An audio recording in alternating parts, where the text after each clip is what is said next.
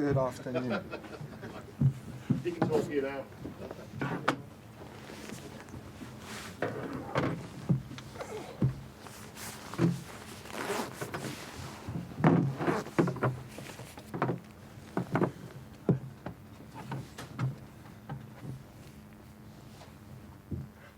Okay, good afternoon and thank you for joining us ahead of tomorrow's Champions League group phase game against Pafos. We will take questions from the floor. Please raise your hand if you'd like a question, and we'll do one each and then come round again if we've got time. So we'll start with Nizar in the front. Hi Liam. Can you wait for the microphone please, Nizar? Hi Liam. I just wanted to know how the sort of team is shaping up in terms of injuries, illness. You mentioned that after we last spoke. How are the players? Yeah, so Enzo Fernandez was ill yesterday and missed training. There were signs of it during the game, and that goes to show the type of performance that he put in against Brentford. Fortunately, Esteval's been back in. Jamie Gittins is back in. Who else was it? There's so many. They're all involved. Gittins is back, Malo Gusto's back involved, which is great. Another outstanding player. There's a few coughs. Working really hard. Like I said, it's not just at this club. Many clubs at the moment at this time of year, you're going to get that, and it's about making sure the players are right for the game tomorrow. Kieran. Hi Liam. Hi, Kieran. Can I just get you, in your own words, just to tell us what it means for you to be managing a Champions League match? Because I imagine that since you came into coaching, it's long been a dream of yours. Yeah, I think your dream, as whether you're a player or a coach or a manager, is to be at the very top of the game. The Champions League is a signal of that. It's not about me. It's not about me or my ambitions. I'm proud to be here, like I've said before. My focus is on winning the game. My focus is on being successful here. So I'm preparing the game like we would for any game, to make sure we put in the best performance to give us the best chance of winning the game. Gary. Hello, yeah. Hi. You've been around football enough to know this is the time of year where you have to field plenty of transfer questions, particularly when you're a Premier League head coach. There's a lot of talk linking you to Jeremy Jacquet, obviously from the French League. You'll know him well. What can you tell us about that? You'll know about me. I don't speak about players at other clubs until something is agreed with any player. I think it's so disrespectful. If I was a manager of another team and a manager speaking about my player, I wouldn't be a happy person. So whether it's true or whether it's not, I will speak about that at the right time. Disasi back in the fold, certainly when it comes to training with his first team teammates. Is that a factor? Would he be available, training again to be sold? No, my decision on Axel, I had a really good meeting with him a couple of days ago. Wanted to catch up with him, see where he was in terms of his career.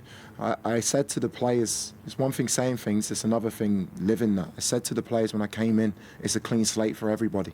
So it was only right for me to have a conversation with him. Really good conversation. I got to know him really well, and it was the right for him to be back involved with the group.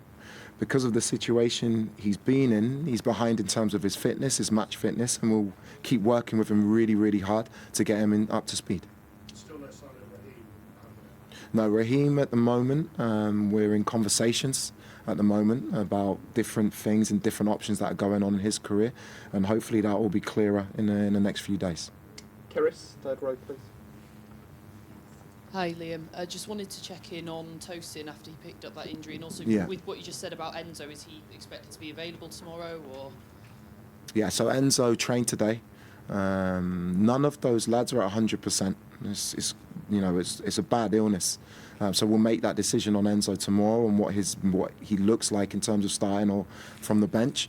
Unfortunately for Tosin, there's something in his hamstring, which is going to rule him out for the next few weeks. But I can't be more precise with that at the moment. Peter, just at the back, please. Hi Liam. Hi, Peter. We're going to speak to Liam Delat, I think, shortly. And obviously you worked with him at Hull. I know you've spoken a little bit before about him, but I was just wondering, now that you've worked with him for a little bit, I know he was ill, but compared to when you were coach at Hull, how have you seen his progress? What kind of player is he now compared to then? And what does he need to do now to really kick on at Chelsea? Yeah, I've been delighted, not just with Liam, with a lot of the players that I've worked with through my career. When Liam moved to Ipswich, we were watching every game.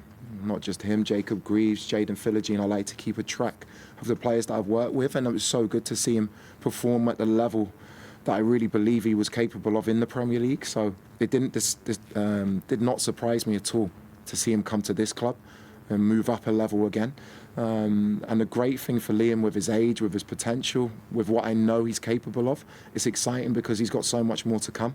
But in terms of working with him at Hull, I'm not surprised at the level he's got to in a short space of time.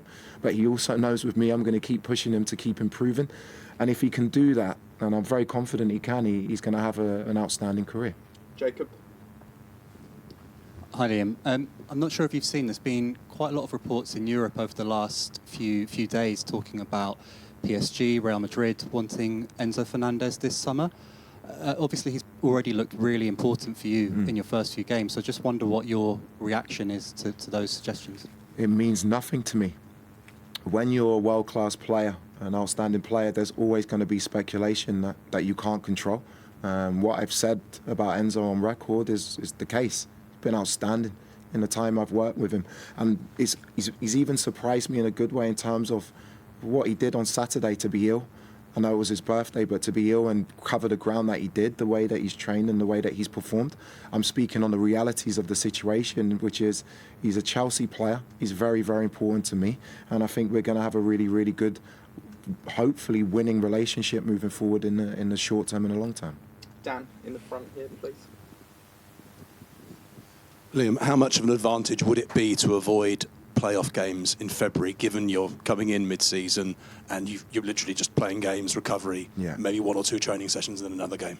Yeah, it would be optimal. It would be great, especially when you're a new manager coming in. You want those training days so you can imprint a little bit more. But the most important thing is getting through. That's what's important. So tomorrow we focus on the game. Pafos is not an easy game. They're still in a position where they can qualify. Analysing them, they have strengths in terms of the way Albert has put the team together that we have to be aware of. But we need to go out and perform really, really well and not think too much about how important it is to miss out games. The most important thing is qualifying. And one of those strengths, if he's fit, will be David Luiz. I wondered how much whether you'd played against him, because you're not much older than he is, and whether you come across him and what you think he's brought to the...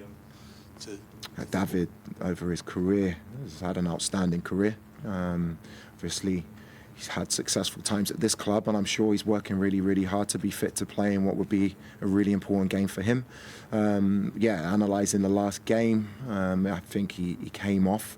We don't know how serious that is, but I think for him, he would love to play in this game and perform really well in it. Rob, in the middle, please. Hi, Liam. What do you think Enzo's best position in the team is from what you've seen? Because a few different Chelsea managers have tried him in a couple of different places. Is he next to Caicedo in midfield, or is he a more effective 10, do you think? I think Enzo, because he's got an extreme skill set, firstly, technically, he's outstanding. He covers a lot of ground. He's actually a very, very good athlete in terms of the way he can cover ground.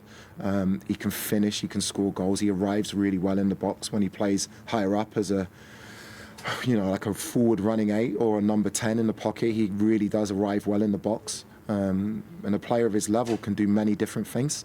What I need to do, not just with Enzo, with all of the players, is find out what the chemistry is around his position. It's not just him, it's how other players fit around him. But for me, Enzo can play deeper as a 6, which he did really well against Arsenal. I brought him on against Charlton as a pocket player, and he did really well there. Doesn't surprise me because he's an outstanding player. So I don't like pigeonholing players. I don't say they're one position. If you look in my career, what I've done with players, I've used them in different roles because of the way teams play against us and the strengths and weaknesses of each game. And I'll do that with Enzo because he's an outstanding player. Okay, we've got time for a few more. Jacob, in the back. Hello again. Both times Chelsea won the Champions League, it comes when they've changed manager mid-season. I just wonder if you think it's realistic this season that you could be the third to do that. It would be great. Hopefully third time, not lucky, because you're not lucky to win a Champions League. I've said to the players, if we focus on each game, not think too far ahead, perform as well as we possibly can. I never limit the ambitions of my group, no matter what group I'm working with. But those games and those trophies don't exist if you don't do the job now. We have to focus on this game, and hopefully another 3 points puts us closer to that target. Peter? Hi again, Liam. We saw Mamadou Sarr win the African Cup of Nations on Sunday night. He's someone, obviously, that you know really well. Is he someone that you could see have a strong career back at Chelsea? Is that something even under consideration for this month? Obviously, we've spoken about looking for another defender. Where does Mamadou fit into all of that? Yeah, firstly, congratulations to Mamadou. It's a huge honour to win a tournament. I watched the game. It was a crazy game. I thought he performed really, really well in it. It doesn't surprise me working with him. Again, he is someone at the moment who is not my player.